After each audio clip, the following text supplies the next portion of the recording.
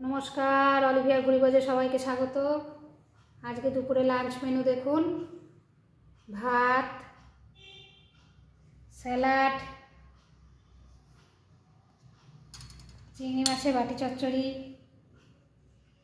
शुधु आलू दिए करेছি पाबदा माछेर झाल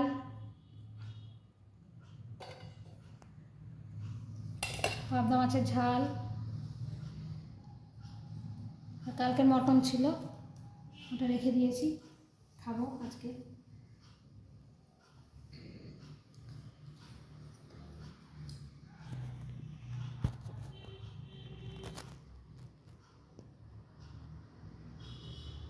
আজকের এটা হচ্ছে লাঞ্চ মেনু অলিভিয়ার ঘুড়িবাজে ভাত চিংড়ি মাছের বাটি চচ্চড়ি স্যালাড মটন আর পাবদা মাছের ঝাল।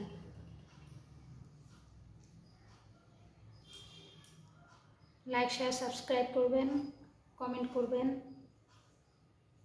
भालो थाकबें आनंदे थाकबें आजकेर मतो टाटा।